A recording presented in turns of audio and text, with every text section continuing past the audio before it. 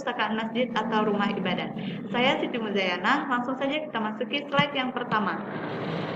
Perpustakaan masjid merupakan sebuah ruangan bagian dari masjid sebagai induk yang digunakan untuk menyimpan buku dan terbitan lainnya, yang biasanya disimpan menurut tata susunan tertentu untuk digunakan para pembaca. Dikelola oleh suatu badan di bawah pengawasan masjid serta sebagai sarana dan upaya untuk meningkatkan pengetahuan serta kegemaran membaca khususnya di dalam masjid. Tujuan perpustakaan masjid atau rumah ibadah. Yang pertama, meningkatkan dan mengembangkan ilmu pengetahuan dalam bidang keagamaan dan pengetahuan umum lainnya. Kedua, menunjang dan membantu memenuhi kebutuhan informasi dalam aktivitas ibadah. Ketiga, mendukung pelaksanaan program masjid. Keempat, sebagai sarana jamaah dan masyarakat untuk mendapatkan informasi hiburan atau rekreatif guna mendapatkan informasi lainnya. Kelima, berperan meningkatkan kegemaran membaca, memperluas wawasan dan juga pengetahuan. Keenam, mendukung pendidikan sepanjang hayat dalam rangka mencerdaskan kehidupan bangsa. Fungsi perpustakaan masjid. Yang pertama, sebagai tempat studi bagi jamaah atau masyarakat tentang pengetahuan dan keagamaan. Kedua, sebagai sumber informasi keagamaan sehingga dapat dimanfaatkan sebagai tempat belajar. Ketiga, sebagai sarana untuk menciptakan gemar membaca bagi umat dan masyarakat umum lainnya.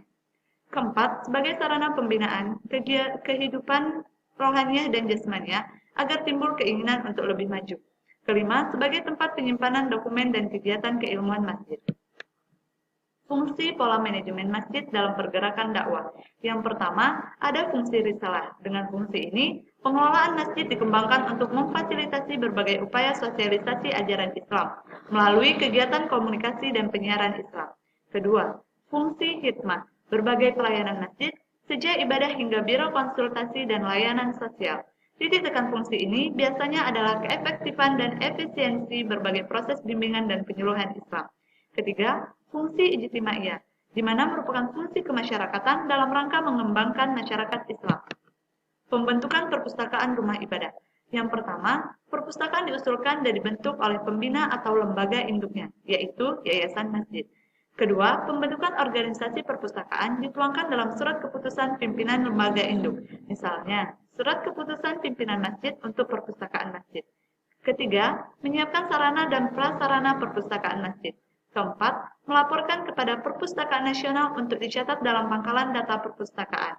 Baiklah, untuk slide selanjutnya akan disampaikan oleh Jessica Ramadhani Simanungkali. Baiklah, di sini saya akan melanjutkan presentasi dari kelompok kami yang telah dipaparkan oleh Siti Muzayana. Langsung saja masuk ke slide yang pertama. Besar kecilnya struktur organisasi perpustakaan disesuaikan dengan fungsi, tujuan, dan kebutuhan perpustaka. Yang kedua, struktur organisasi perpustakaan sekurang-kurangnya harus memiliki unit kerja yang melakukan fungsi pengelolaan materi perpustakaan dan layanan. Ketiga, struktur organisasi perpustakaan rumah ibadah diperlukan untuk mengetahui tingkat efisiensi dan efektivitas kerja perpustakaan. Keempat, organisasi perpustakaan disesuaikan dengan tujuan, kebutuhan, dan kondisi perpustakaan rumah ibadah. Kelima, kedudukan perpustakaan rumah ibadah dan unit pembina atau penyelenggara perpustakaan harus jelas. 6. Pembagian kewenangan dan tugas pokok masing-masing unit kerja perlu disusun dan dijabarkan dalam uraian tugas. Yang ketujuh, melakukan fungsi pengelolaan materi perpustakaan dan layanan. Adapun struktur organisasi dari perpustakaan masjid dibagi menjadi 3. Yang pertama, jenis perpustakaan masjid pemula minimal memiliki sekitar 1000 judul. Adapun strukturnya, yang pertama ketua takmir masjid di bawah oleh naungan kepala perpustakaan, yang di bawahnya adalah petugas pelayanan. Jenis yang kedua, perpustakaan masjid Madiyah memiliki koleksi minimal 2000 judul. Strukturnya ya pun yang pertama ketua takmir masjid yang di bawah oleh ketua perpustakaan, yang ketiga memiliki 2 jenis petugas teknis dan petugas layanan. Jenis yang ketiga, perpustakaan masjid utama minimal memiliki koleksi 3000 judul. Strukturnya yang pertama ketua masjid takmir, yang kedua ketua perpustakaan, yang di bawahnya ada tata usaha, petugas teknis, dan petugas layanan. Dari struktur itu terdapat pengadaan yang terbagi dari 2 jenis, yaitu dana dan tenaga. Dana, sumber dana pengembangan perpustakaan masjid dapat diupayakan dari kota amal, donatur tetap, menjual jasa, dan usaha bersama. Tenaga, perlu juga didukung dengan sumber daya manusia yang memiliki keterampilan di bidang ilmu perpustakaan, baik diperoleh dari pendidikan formasi maupun informasi. Tetapi dikarenakan masjid merupakan lembaga dakwah yang bersifat sosial, biasanya tenaga yang ada para sukarelawan yang bisa saja memiliki pendidikan formal. Selanjutnya akan dilanjutkan oleh Trianggun Setio Putri.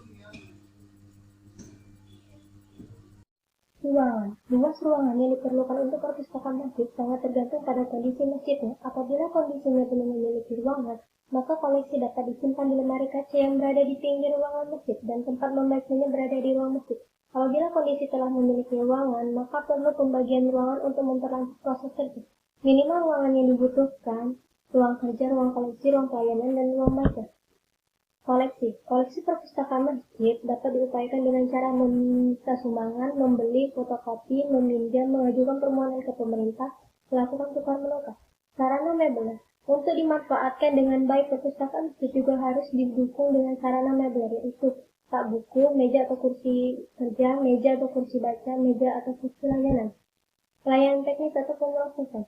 Inventarisasi. Semua koleksi yang diterima oleh perpustakaan harus dicatat dalam buku inventarisasi. Hal ini dimaksudkan untuk mendata seberapa banyak jumlah koleksi yang dimiliki oleh perpustakaan dan juga memberikan tanda identitas pada setiap koleksi yang berupa cap atau stempel milik perpustakaan.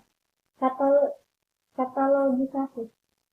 Semua koleksi yang dimiliki perpustakaan perlu dibuatkan daftar atau kartu katalog. Dengan kartu katalog memungkinkan membaca mencari koleksi yang diinginkan dengan mudah dan lancar.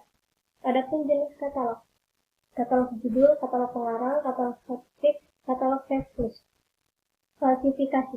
Setiap koleksi perpustakaan harus diberikan nomor klasifikasi. Hal ini ditunjukkan untuk mengelompokkan koleksi berdasarkan bidang ilmu masing-masing, sehingga dengan ini sistem penataannya akan lebih mudah dan proses pencarian koleksi juga akan mudah.